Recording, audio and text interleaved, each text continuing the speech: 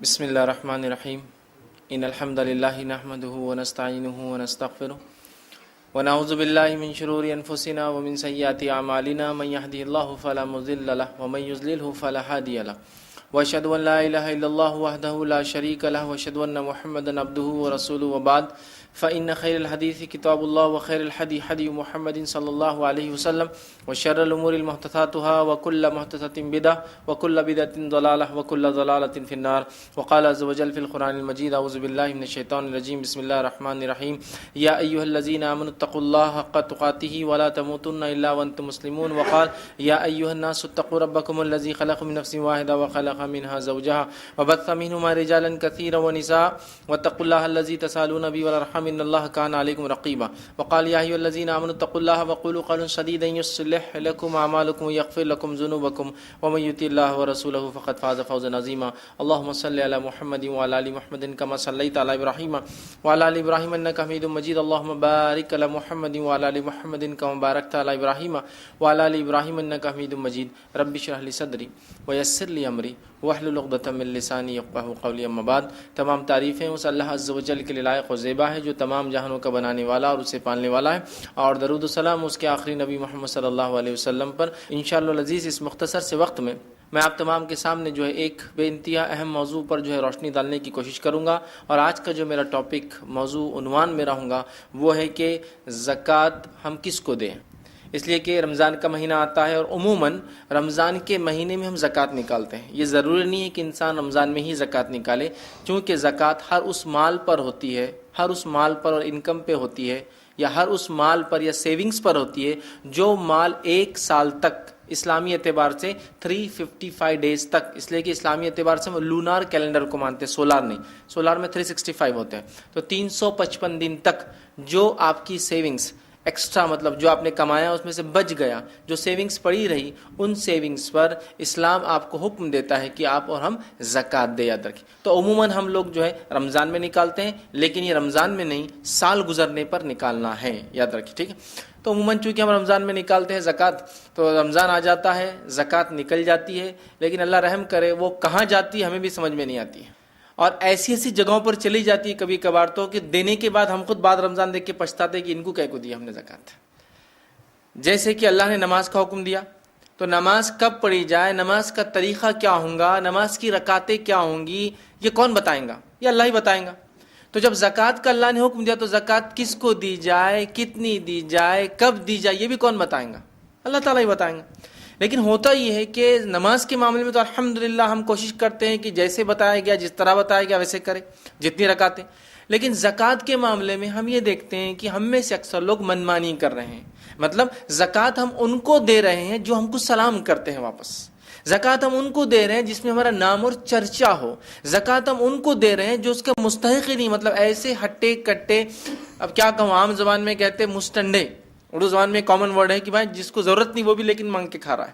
تو عام زبان میں ہٹے کٹے، صحت مند، سب کچھ اللہ نے دے رکھا، ایک مکان کیا دوسرے مکان کی تیاری چالو ہے، بچے پڑھے لکھے اور خوب آگے بڑھ گئے، لیکن چونکہ میں خاندانی زکوٰۃ جمع کرنے والا ہوں، ہر سال آ کے آپ کی زکوٰۃ لے رہا ہوں، اور آپ بھی بغیر تحقیق کے مجھے دیتے جا رہے ہیں اور دیتے جا رہے ہیں اور دیتے جا رہے ہیں. تو جب زکوٰۃ کا اللہ نے حکم دیا تو کتنی دینا ہے، کب دینا ہے، کس کو دینا ہے، یہ بھی اللہ ہی بتائیں گا. میں اور آپ اپنی منمانی اس معاملے میں بھی نہیں کر سکتے ہیں. ٹھیک. اب ایک مسئلہ یہ آ سکتا ہے، بھائی میں تو زکوٰۃ دیتا ہی نہیں ہوں، تو میرے لیے یہ درس کا کیا فائدہ، میرے لیے درس کا کیا فائدہ؟ دیکھیے، ہر وہ کام جو آپ کو کرنا ہے اسی کا علم حاصل کرنا ضروری نہیں. فرائض ایک ایسی چیز ہے کہ اس فریضے کے بارے میں مجھے اور آپ کو سب کو معلوم ہونا چاہیے، چاہے میں وہ کرتا ہوں یا نہ کرتا ہوں، اس لیے کہ میرے بھائی کو اس کی ضرورت پڑ سکتی ہے. فریضہ ہے، میں اس کو گائیڈ کر سکتا ہوں. سمجھ رہے ہیں بات کو؟ تو فریضہ یاد رکھیے ایک ایسی چیز ہے کہ ہم سب کو کیا اللہ نے ہم پر فرض کیا ہے اس کا نالج گین کرنا ہی چاہیے. یہ ضروری اور واجب ہے مجھ پر اور آپ پر. تو اللہ تعالیٰ نے ہم پر کتنی چیزیں فرض کی ہے. آئیے میں حدیث سے بات کو شروع کرتا ہوں. اور نبی اکرم صلی اللہ علیہ وسلم بیان کیا، صحیح بخاری کی روایت ہے، عبداللہ بن عمر رضی اللہ عنہ اس کے راوی فرماتے اور کہتے ہیں نبی اکرم صلی اللہ علیہ وسلم نے فرمایا کہ بنی الاسلام علی خمس، اسلام کی بنیادیں 5 چیزوں پر ہیں. پھر وہ فرماتے رہے کہتے ہیں آپ صلی اللہ علیہ وسلم آگے فرمایا کہا کہ تو گواہی دے کہ اللہ کے سوا کوئی معبود برحق نہیں اور محمد صلی اللہ علیہ وسلم اس کے رسول ہیں. 5 جو چیزیں جس پہ اسلام کی جو بنیاد ہے اس کا پہلا بنیاد یہ ہے. پھر فرمایا وہ اقام الصلاۃ اور تو نماز کو جو ہے قائم کر. پھر فرمایا تو زکوٰۃ کو ادا کر. پھر فرمایا اور حج کر. اور پھر فرمایا رمضان کے روزے رکھ. تو 5 چیزیں ہیں. میں سمجھتا ہوں کوئی ایسا مسلمان نہیں جس کو 5 باتیں نہ معلوم ہوں. کم از کم مسجد جاتا ہو تو مسجد کے اندر آج کل تو نہیں ہوتا لیکن ایک زمانہ تھا مسجدوں میں وہ ہاتھ سے بنے ہوئے تختیاں ہوتی تھی جس پہ ایک نماز کے ٹائم ہے نا لکھے ہوتے تھے. عموماً اس تختی پر ایک کنڈا بنا ہوا ہوتا تھا, اس میں ایک پودا لگا ہوا ہوتا تھا. اس پودے کو 5 پھول ہوتے تھے نا, آج کل تو نہیں دکھتا بہرحال کیونکہ تو الیکٹرانک زمانہ آ چکا ہے. اور 5 پھولوں پہ سب سے اوپر کے پھول پہ شہادت, نماز, روزہ, زکوٰۃ, حج. اتنا تو خیر مطلب جاہل سے جاہل انسان مسجد گیا تو کچھ تو بھی دکھتا تھا اور اس میں یہ چیزیں پڑھ لیتا تھا, ہے نا. تو اسلام کی بنیادیں ہیں, ستون ہیں, بیس ہے, فاؤنڈیشن ہے جس پہ اسلام کی بنیادیں یاد رکھی. تو یہ 5 فرائض ہے یاد رکھی جو ہمیں کرنا ہے. اچھا ان فرائض کو کیسے کرنا ہے, کیا کرنا ہے, نبی اکرم صلی اللہ علیہ وسلم نے وہ بھی ہم کو بتا دیا. تمام چیزیں یاد رکھی. مطلب یہ بھی ایسا نہیں کہ مجھے اور آپ کو منمانے ڈھنگ سے کرنا ہے. تو شہادت کیا ہے بتا دیا گیا, کیسے قائم ہوتی, کیسے اس کی نیگیشن نفی ہو جاتی, ختم ہو جاتی, مطلب توحید کیا ہے اور شرک کیا ہے بتا دیا. نماز کتنی, کیا, کب, طریقہ سب کچھ بتا دیا. روزہ کتنے, کیا, کب, اس کا طریقہ, شروعات, خاتمہ سب بتا دیا. زکوٰۃ بھی وہی معمول, کون دیں گا, کب دیں گا, کیسے دیں گا, کس کو دیں گا, وہ بھی بتا دیا. اور حج کے تعلق سے بھی آپ صلی اللہ علیہ وسلم نے فرمایا حج کے مناسک مجھ سے سیکھو, حج ویسا کرو جیسا مجھے کرتے ہوئے دیکھتے ہو. تو حج کے طریقے بھی آپ نے مکمل طور سے صحابہ نے پوچھے بھی اور آپ نے بتا بھی دی. ہو گیا معاملہ ہے ماشاءاللہ.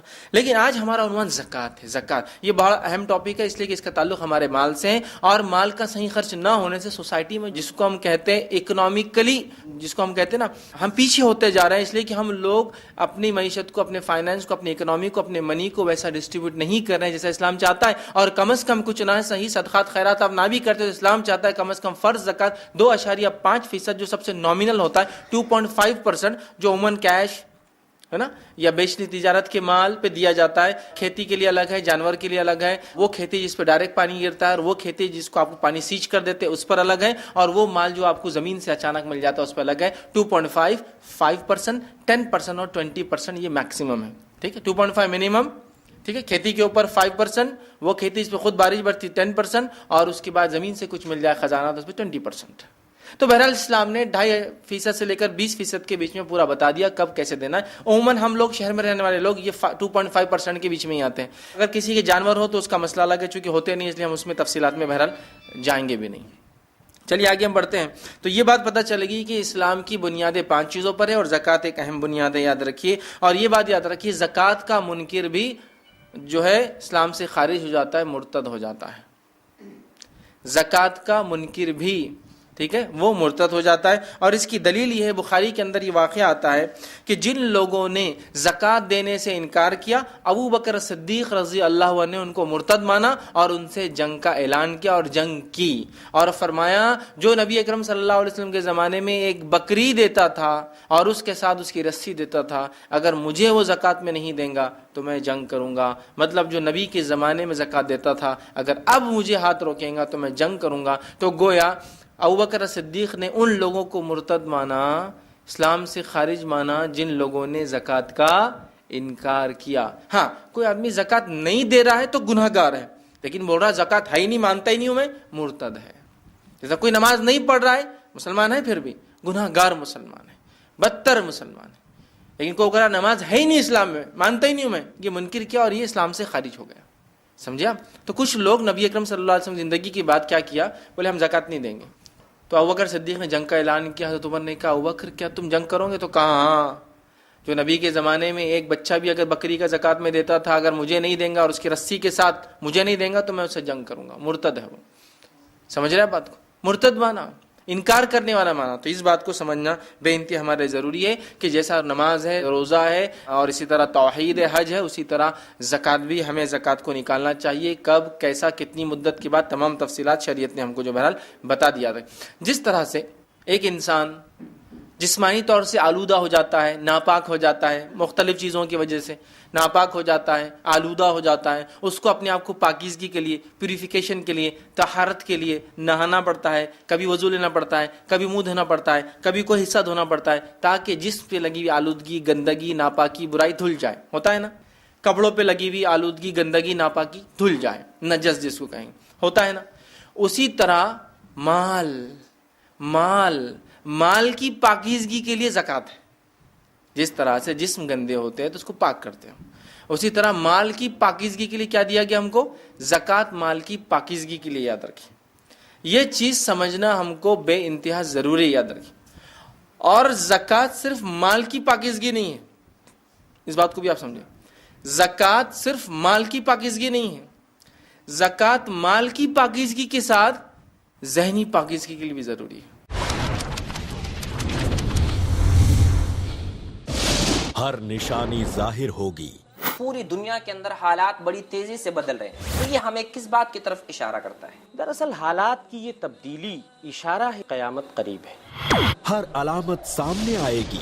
قیامت کی نشانیوں سے مراد وہ بھیانک واقعات ہیں جو آخری زمانوں میں رونما ہوں گے.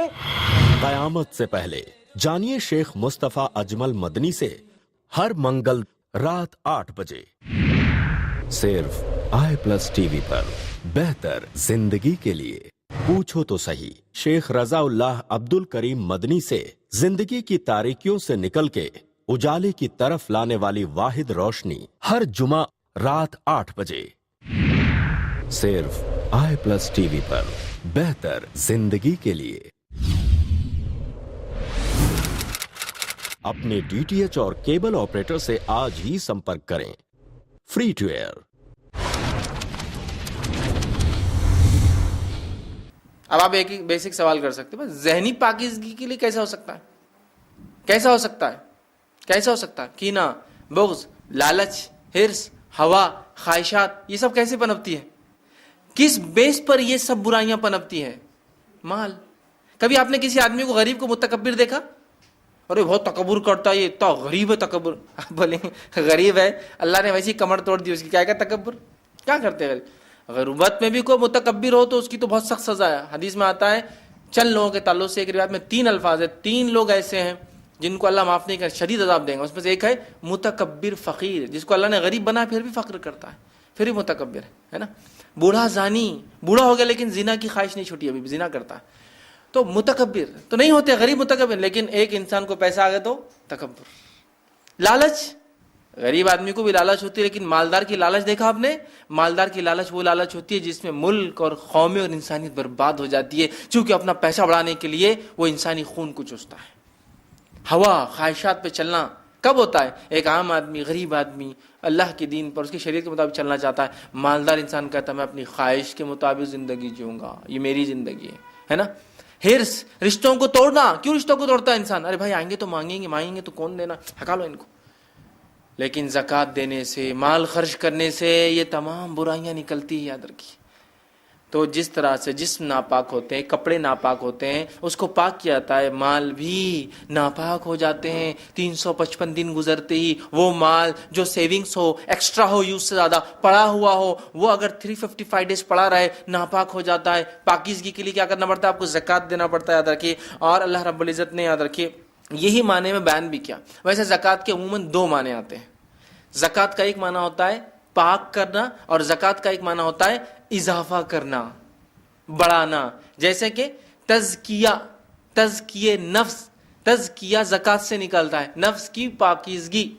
تو زکوٰۃ کا ایک معنی پاک کرنا. لیکن ایک بات یاد رکھیے، جو مال نکل رہا ہے وہ نکلنے والا مال ناپاک نہیں ہوتا. یہ غلط فہمی مت رہی. بہت سے لوگ بولتے ارے زکوٰۃ کا مال ہے غلیظ مال. نہیں، آپ کے لیے خراب ہے وہ اس لیے کہ آپ کے پاس وہ واجب ہو چکا ہے دینا. جس کو دیا جا رہا ہے اس کے لیے ناپاک نہیں ہے. لوگ بولتے نا مال کا میل کھا کے لوگ جیے، مطلب زکوٰۃ کھا کے. نہیں بول سکتے آپ، اس لیے کہ آپ کے لیے وہ میل اور کچھ چلتا، اس کے لیے نہیں. تزکیہ پاک کرتا ہے. اور زکوٰۃ کا ایک معنی ہوتا ہے بڑھانا، اضافہ کرنا. سبحان اللہ. مال خرچ کرتے ہیں، زکوٰۃ دیتے ہیں، مال پاک ہوتا ہے اور مال بڑھتا ہے. سنیے اللہ رب العزت کیا فرما سورہ انفال سورہ نمبر 8 اور آیت نمبر اللہ رب العزت 34 میں 34 میں فرماتا اور کہتا ہے وَمَا آتَيْتُم مِّن زَكَاةٍ تُرِيدُونَ وَجْهَ اللَّهِ فَأُولَٰئِكَ هُمُ الْمُضْعِفُونَ. اللہ فرماتا اور کہتا ہے اور جو زکوٰۃ تم اللہ کی راہ میں خوشنودی کے ساتھ اللہ کی خوشنودی حاصل کرنے کے لیے دیتے ہو ادا کرتے ہو اسے دینے والا دراصل اپنے مال میں اضافہ کرتا ہے. زکوٰۃ کا ایک معنی پاک کرنا صاف کرنا, دوسرا معنی بڑھانا اضافہ کرنا. کتنی سبحان اللہ اچھی بات ہے. مال دو زکوٰۃ دو, مال صاف مال زیادہ. اب ہم سوچتے ہیں دینے سے تو چیز کم ہوتی ہے نا. حساب کے اعتبار سے 100 روپے تھے, زکوٰۃ دی 2.5% تو کتنے ہو گئے اب 97.5 97.5 بچے, کم ہو گئے یار. پھر اللہ تو بڑھا دیتا ہے. ہاں اللہ کیسے بڑھاتا ہے ہم نہیں جانتے. ہو سکتا ہے آج 100 کی دی اگلے سال 200 کی دوں گے, یا ہو سکتا ہے اگلے سال بھی اگر 100 کی دوں گے تو وہ 97 جو بچیں گے نا ایسے بابرکت ہوں گے, ایسے بابرکت ہوں گے, ایسے بابرکت ہوں گے کہ ہو سکتا ہے اتنے 97 میں لوگ کچھ بھی نہیں کر پاتے اور آپ سب کچھ کر پائیں. مال میں ہمیشہ زیادتی پہ غور مت کیجئے, مال میں برکت پہ بھی غور کرنا. برکت برکت بہت اہم چیز ہے. ٹھیک ہے, تو زکوٰۃ کے معنی پاک کرنا اور بڑھانا, اور اللہ رب العزت نے اس معنی کو بیان بھی کیا جو تم اللہ کی رضا کے لیے جو زکوٰۃ دیتے ہو نا, اس کی خاطر جو دیتے ہو نا, اس سے تمہارا مال بڑھتا ہے. یاد رکھیے تو جب اللہ کی راہ میں خرچ کرتے ہیں تو یاد رکھیے اللہ تعالیٰ وعدہ ہے کہ اس چیز کو وہ بڑھاتا ہے, ہمارے مال کو پاک کرتا ہے اور بڑھاتا ہے. ویسے میرا ابھی عنوان عام خرچ پر نہیں, یاد رکھیے اللہ کے راہ میں خرچ, اس پہ میں نے ماشاءاللہ کئی عنوان دے چکا ہوں. یہ زکوٰۃ خاص ہے, یہ اس آدمی پر ہوتی ہے جو صاحب نصاب ہو, مطلب مال کے سرٹن لیول تک پہنچتا ہو اور اتنی سیونگ کر پاتا ہو جو سیونگ پر اسلام کہتا ہے کہ 2.5% آپ کو نکالنا ہوگا. یاد رکھیے. ٹھیک, اب یاد رکھیے زکوٰۃ کوئی ٹیکس نہیں, یاد رکھیے یہ ٹیکس نہیں, یہ اللہ کی رضا حاصل کرنے کے لیے ایک مالی عبادت ہے.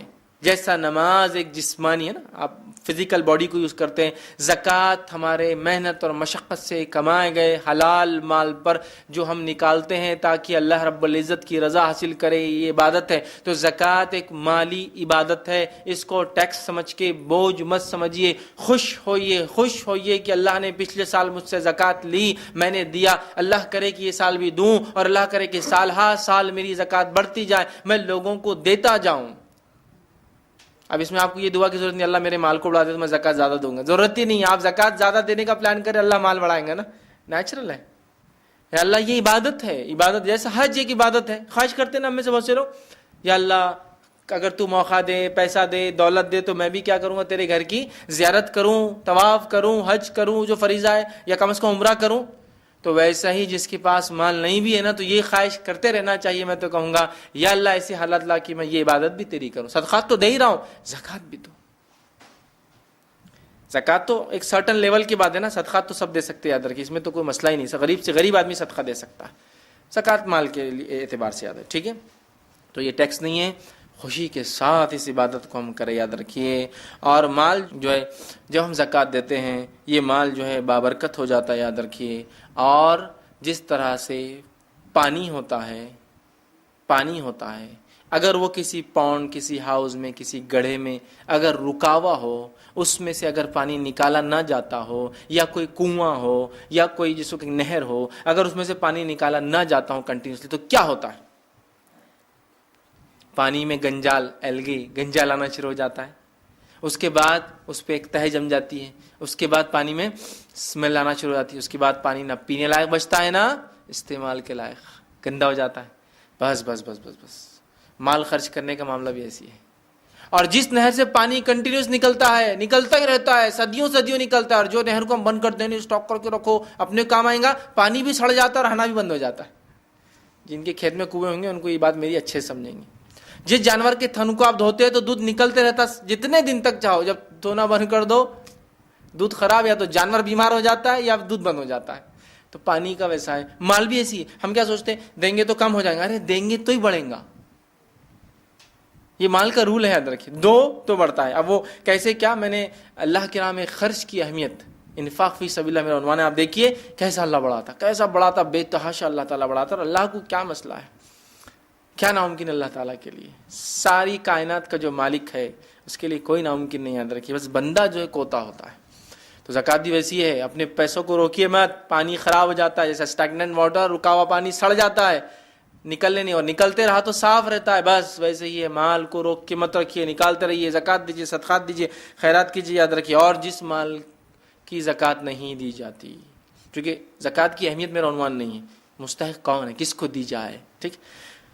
تو جس طرح سے پانی سڑ جاتا ہے، اور جو لوگ اپنی زکوٰۃ کو نہیں دیتے اور مر جائیں گے، تو روایتوں میں آتا ہے، بخاری کی حدیث ہے، کہ ایسے شخص کے گلے میں ایک گنجا سانپ ڈال دیا جائے گا، گنجا سانپ۔ جو محدثین اس کی تشریح کرتے ہیں کہ جب سانپ کے سر پہ کچھ بال ہوتے ہیں ہلکے ہلکے، روئیں بہت ہلکے سر پر، لیکن جب وہ بہت زہریلا ہو جاتا ہے نا تو وہ نکل جاتے ہیں، جتنا زہر اس کا بڑھتا ہے ایج کے ساتھ اس کی۔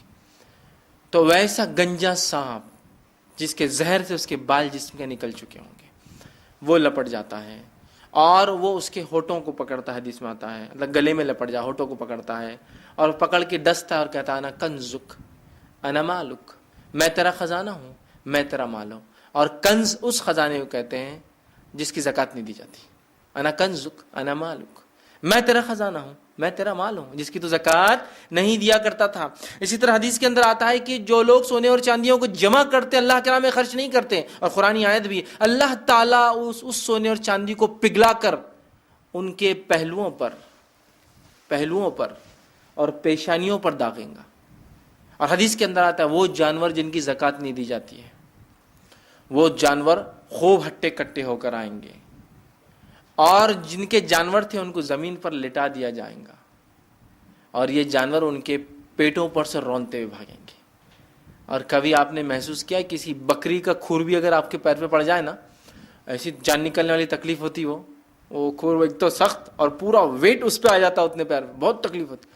اب آپ سوچیں ایک بیل کا پیر، ایک اونٹ کا پیر، اونٹ تو ٹنوں میں چلا جاتا ویٹ، بیل بھی کم از کم ایک ٹن سے اوپر چلا جاتا۔ وہ جانور جو ہے وزن مطلب پورے ویٹ کے ساتھ بھاگیں گے، کس پہ سے بھاگیں گے؟ اس آدمی کے اوپر سے بھاگیں گے جو آدمی زکوٰۃ نہیں دیتا تھا ان جانوروں کی، ٹھیک ہے۔ تو بہرحال زکوٰۃ نہ دینے کے بہت بہت بہت زیادہ نقصانات ہیں، ہمیں چاہیے کہ اپنی مالوں کی زکوٰۃ حساب کر کے شریعت کے مطابق نکال دیں۔ چلیے یہ معاملہ طے ہو گیا، اہمیت سمجھ میں آ گئی، عذاب کچھ میں نے بتا دی۔